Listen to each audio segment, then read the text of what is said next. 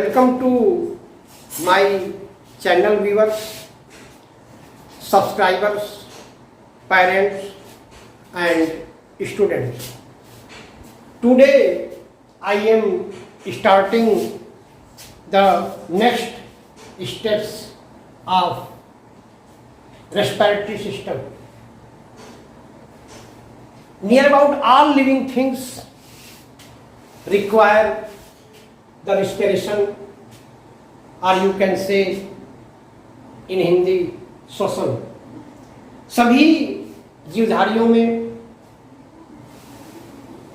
the all living things, maybe plants, trees, animals, humans, require the respiration. सभी जीवधारियों में, चाहे वो प्लांट हो, चाहे वो ट्री हो, चाहे वो एनिमल हो, चाहे वो बर्ड्स हो, चाहे मानव हो, सब में जो है श्वसन प्रक्रिया होती है. और this is the most important process for all living things. मतलब यह जो है सबसे महत्वपूर्ण प्रक्रिया होती है सभी जीवधारियों के लिए. सभी जीवधारियों में श्वसन जो है ये सबसे महत्वपूर्ण प्रक्रिया होती है. और आप कह सकते हैं कि in all living things there are some specialised organs for respiratory system. मतलब कि आपके ह्यूमन बॉडी में, एनिमल बॉडी में, इसमें रेस्पिरेशन के लिए या श्वसन के लिए कुछ स्पेशलाइज्ड ऑर्गन्स होते हैं. While in plants the all parts of the plants can do the respiration.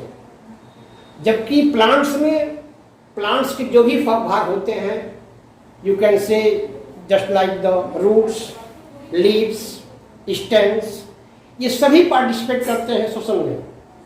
मतलब आप कह सकते हैं कि there are no specialized organs in the plants for respiration. मतलब कि प्लांट में या ट्री में कोई स्पेशलाइज्ड ऑर्गन्स नहीं होते, कोई मुख्य रूप से अंग नहीं होते जिससे कि पौधे रेस्पिरेशन करें. उनके स्टेम से भी रेस्पिरेशन होता है, उनके लीफ से भी रेस्पिरेशन होता है, उनके रूट से भी होता है. लीफ से आपके स्टोमेटा के थ्रू होता है, फिर आपके स्टेम से लेंटिकल्स के थ्रू होता है, फिर रूट्स के थ्रू होता है. मतलब एक प्लांट में कोई स्पेशलाइज्ड ऑर्गन्स नहीं होते, कोई मुख्य रूप से अंग नहीं होते जिससे कि प्लांट रेस्पायर कर सके. जबकि इन द ह्यूमन बीइंग्स और you can see in animals there are some specialised organs for respiration. Human beings में या एनिमल्स में जो स्पेशलाइज्ड ऑर्गन्स होते हैं उसके थ्रू जो है रेस्पिरेशन होता है. तो सबसे पहले मैं आपको ये बता दूं कि प्लांट रेस्पिरेशन और एनिमल रेस्पिरेशन या ह्यूमन रेस्पिरेशन में सबसे मेन अंतर है कि आप ये जाने कि रेस्पिरेशन का प्रोसेस या आप कह सकते हैं श्वसन की प्रक्रिया प्लांट में भी होती है और एनिमल में भी होती है, ह्यूमन में भी होती है. बस ये है कि ह्यूमन बॉडी में या एनिमल बॉडी में एक मुख्य अंग होते हैं जिसके द्वारा श्वसन प्रक्रिया होती है.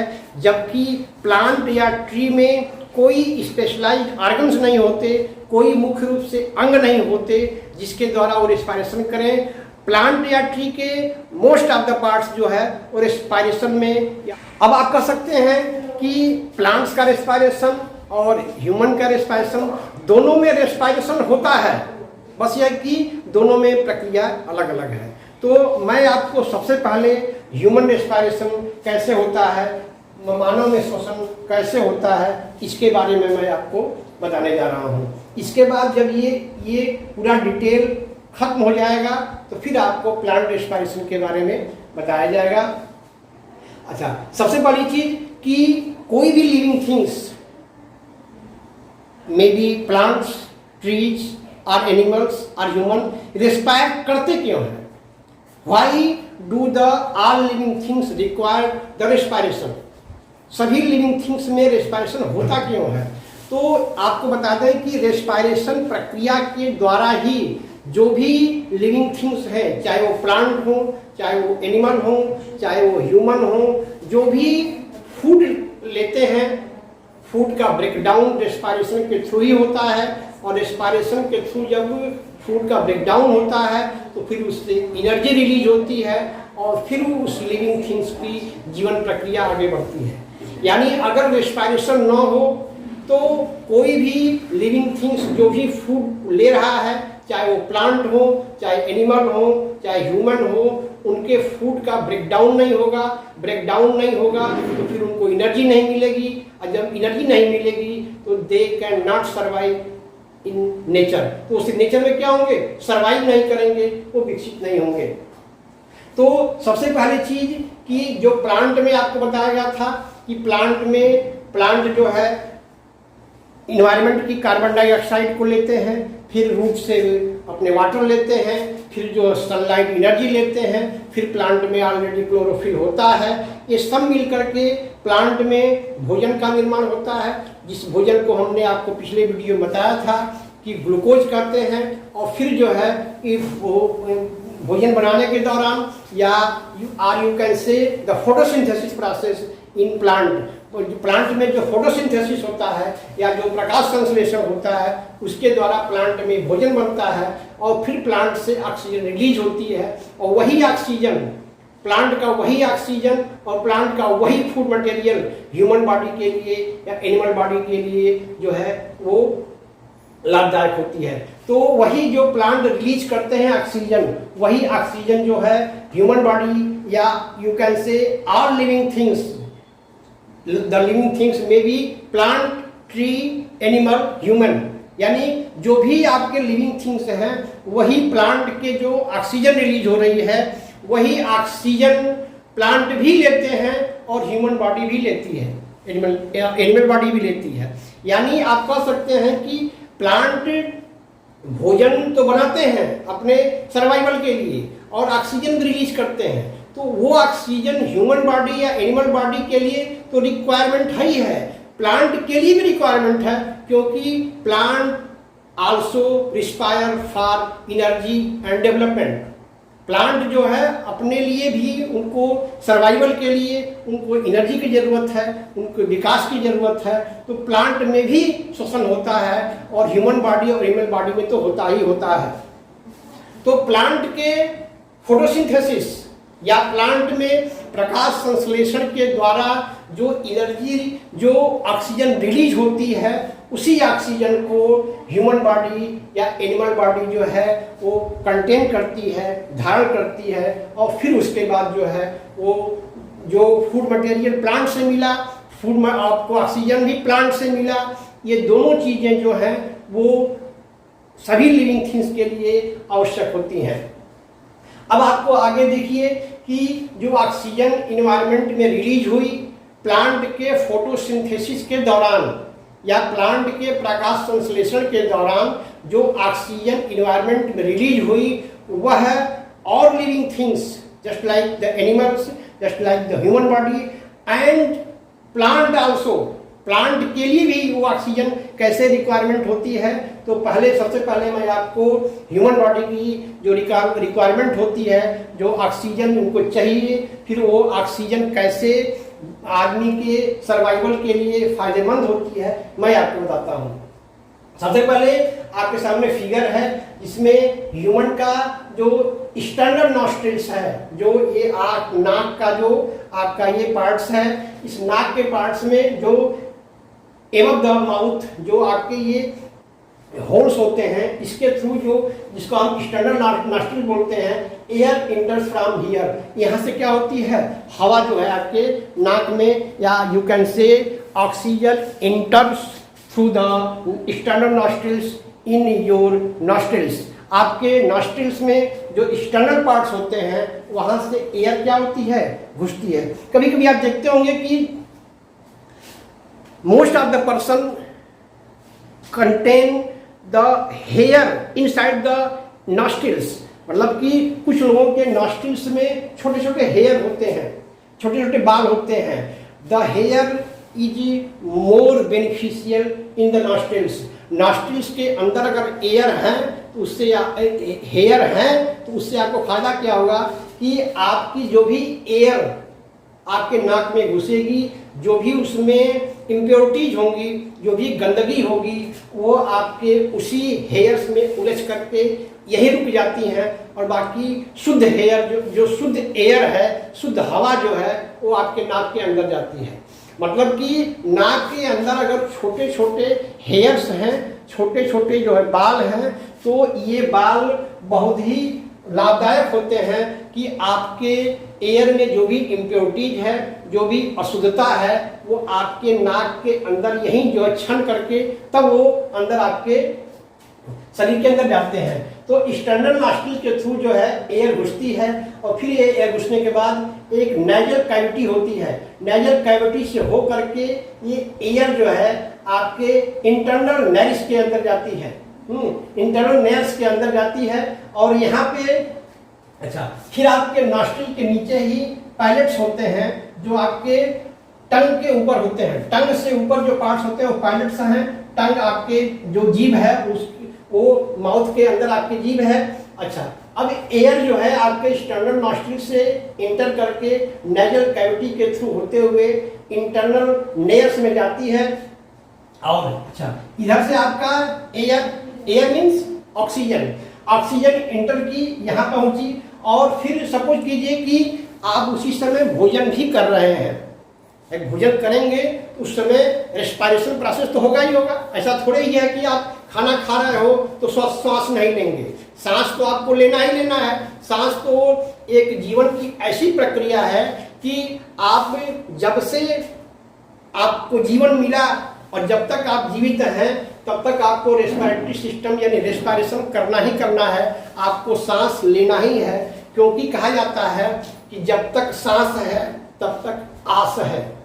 तो सांस जो है लेना, तो आपका एक्सटर्नल नॉस्ट्रिल से ऑक्सीजन अंदर गई, नेजल कैविटी के थ्रू जो है इंटरनल नेयर्स में आई और यहाँ से माउथ से आप भोजन ले रहे हैं तो माउथ से लिया गया भोजन और एक्सटर्नल नॉस्ट्रिल या नेजल कैविटी से पास होती हुई एयर, ये दोनों जो है एक ही जगह पे मिलती हैं और वो जो स्पेस होती है इसको बोला जाता है फेरिंग्स।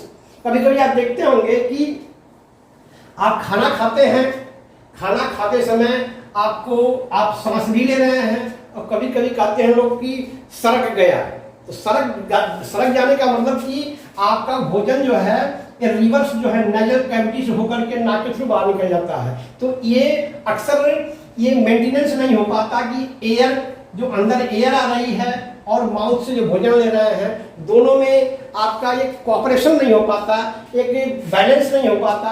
तो कभी कभी आपके भोजन जो है वापस नेजल कैविटी से होकर के नाक से बाहर निकल जाते हैं। इसीलिए कहा जाता है कि जब भी खाना खाएं तो आराम से खाएं, जल्दी जल्दी में ना खाएं।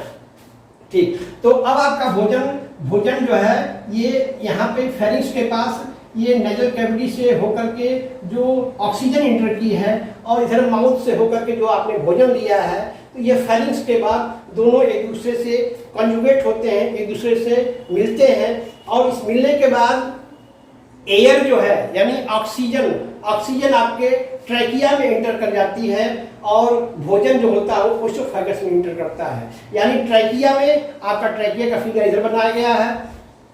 ट्रैकिया में जो ऑक्सीजन गई है तो ये ट्रैकिया का सबसे टॉप मोस्ट पोजीशन, सबसे टॉप मोस्ट जो लेयर होती है या टॉप मोस्ट जो पोजीशन होती है उसको बोलते हैं epiglottis. Epiglottis is the top most position of trachea और ये epiglottis already permanently open in condition, permanently open होता है। इससे एयर जो है अंदर जाती है, लैरिंग्स से ग्लॉटिस होते हुए ट्रैकिया से विंड पाइप तक आती है। कभी कभी आप देखते होंगे कि आपको हिचकी आने लगती है। कारण ये होता है कि एपिग्लॉटिस तो परमानेंट ओपन है, यानी इस एपिग्लॉटिस से आपका जो ऑक्सीजन है वो ट्रैकिया से होते हुए आपके लंग्स में घुसता है। तो जब भी भोजन आप करते हैं, क्योंकि आपको बताया गया है कि यहाँ फेरिंग्स पे ऑक्सीजन और माउथ से लिया गया भोजन दोनों एक साथ मिलते हैं और मिलने के बाद भोजन जो है आपका इस ओसोफेगस में ट्रांसफर होता है और ऑक्सीजन जो है ट्रैकिया में आती है। कभी कभी क्या होता है कि ट्रैकिया का सबसे टॉप मोस्ट पोजीशन है एपिग्लॉटिस का, यानी जब भी भोजन आगे बढ़ता है तो उस समय एपिग्लॉटिस क्या होता है, तुरंत क्लोज हो जाता है, भोजन आगे बढ़ जाता है। अच्छा, अगर मान लीजिए कि भोजन का सपोज कीजिए भोजन का एक भी पार्ट अगर इसमें तो घुस ही नहीं सकता, मतलब ये आपका एपिग्लॉटिस जब भी भोजन का प्रेशर होगा, जब भी आप कुछ फूड मटेरियल खाएंगे तो तुरंत ही क्लोज हो जाता है, ठीक। और ट्रैकिया के अंदर जो है जो ऑक्सीजन भरी हुई है वो बाहर आगे बढ़कर लंग्स से पहुंच जाती है। लेकिन कभी कभी क्या होता है कि आपका ये एपिग्लॉटिस बंद हो जाता है और आपको हिचकी आने लगती है। तो आप अक्सर लोग कहते हैं कि हिचकी आती है तो कहते हैं कि कोई याद कर रहा है, ऐसा कुछ नहीं है। ये जब भी एपिग्लॉटिस क्लोज हुआ, क्लोज होने का मतलब कि इसमें इंटर ऑफ ऑक्सीजन बंद हो गई, तो जब भी आप कुछ फूड मटेरियल जैसे आप मान लीजिए कि आप पानी पी लिए, जो ही पानी पिएंगे ये फूड मटेरियल तुरंत जो है आगे बढ़ जाएगा और चला जाएगा ओसोफेगस में और तुरंत जो है आपकी हिचकी बंद हो जाती है। तो epiglottis is the most important part of trachea, मतलब ट्रैकिया का सबसे इंपॉर्टेंट पार्ट जो है आपका एपिग्लॉटिस है। एपिग्लॉटिस अगर बंद हो गया, सपोज कीजिए कि एपिग्लॉटिस किसी कारणवश से परमानेंटली क्लोज हो गया, तो you can not alive in the nature, तो आप जो है नेचर में शायद आप अलाइव ही नहीं कर पाए, जीवित ही नहीं रह पाए। इसलिए कि जो ट्रैकिया का पार्ट एपिग्लॉटिस होता है कि परमानेंट ओपन होता है for the entrance of oxygen. Oxygen के लिए क्या होता है, परमानेंट ओपन होता है जिससे ऑक्सीजन आगे बढ़ सके। और यही ऑक्सीजन जब ट्रैकिया के थ्रू जो है आपका अच्छा फूड मटेरियल जो है आपके गुलेट में पहुंचता है, ओसोफेगस का पार्ट होता है, फिर यही ओसोफेगस को आप फूड पाइप भी कर सकते हैं और ऐसे ओसोफेगस से फिर भोजन आपका आगे बढ़ता है स्मॉल इंटेस्टाइन से, स्मॉल इंटेस्टाइन से फिर लार्ज इंटेस्टाइन में। इस तरह से भोजन आपका जो है एक डाइजेस्टिव सिस्टम, ये भी आपको आगे बताया जाएगा कि डाइजेस्टिव सिस्टम कैसे होता है। तो डाइजेस्टिव सिस्टम में भोजन आपका अलग रूट पे निकल गया, यानी भोजन आपका ओसोफेगस से होते हुए फिर आपका स्मॉल इंटेस्टाइन में, स्मॉल इंटेस्टाइन से फिर लार्ज इंटेस्टाइन में, फिर आपका इस तरह से भोजन डाइजेस्ट होता गया। और आपका जो ऑक्सीजन आपने थ्रू द ट्रैकिया से जो आपने ऑक्सीजन लिया है वो फिर आपके आगे बढ़ते हुए आपके राइट लंग्स और लेफ्ट लंग्स में प्रवेश कर जाते हैं। और लंग्स में प्रवेश करने के बाद यही ऑक्सीजन जो है आपके रेस्पिरेटरी सिस्टम में मोस्ट जो है आपका भूमिका अदा करते हैं। अच्छा, कभी कभी आप देखते होंगे कि ये सुनने में आता है कि फलाने का या किसी व्यक्ति का जो है लंग्स डैमेज हो गया।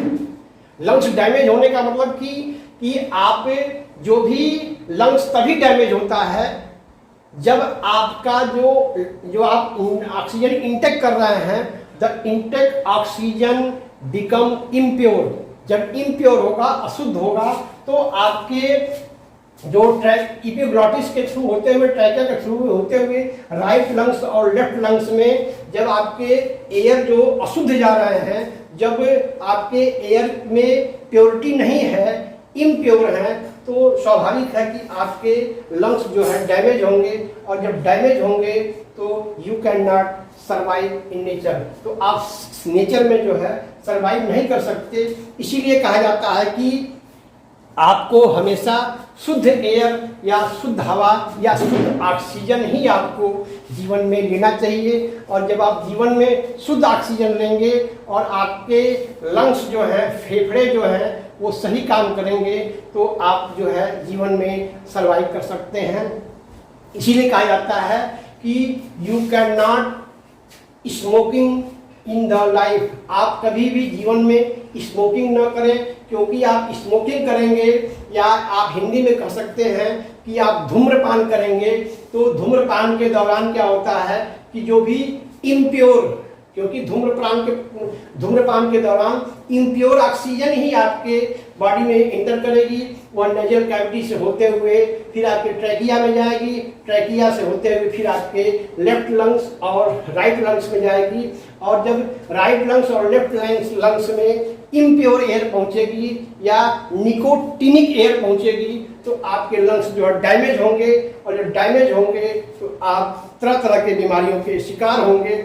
इसलिए आपको मेरी तरफ से एडवाइस ये है कि you can alive in nature with the help of 100% pure oxygen. आप 100% प्योर ऑक्सीजन के साथ जो है जीवन में अलाइव करें, जीवन में जीवित रहें, और आप अपने जो रेस्पिरेटरी सिस्टम है उसको आप मजबूत रखें। मजबूत रखने के लिए बस एक ही उपाय है कि आप शुद्ध ऑक्सीजन को इंटेक करें और कुछ फिजिकल वर्क करें। जब फिजिकल वर्क करेंगे तो आपके लंग्स जो है वो स्ट्रांग होंगे, और स्ट्रांग होंगे तो आपकी जैविक प्रक्रिया या जीवन की प्रक्रिया अच्छी तरह से चलती रहेगी।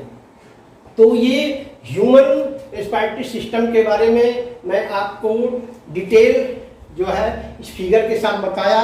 मैं उम्मीद करता हूँ कि आपको ये वीडियो समझ में आया होगा, अच्छा लगा होगा, और ये सब अगर अच्छा लग रहा है और समझ में आ रहा है तो फिर मेरी वही रिक्वेस्ट आपसे कि आप मुझे इनकरेज करें और मेरे उत्साह को बढ़ाएं और मेरे चैनल को सब्सक्राइब करें, वीडियो को बढ़ाएं। थैंक यू, धन्यवाद।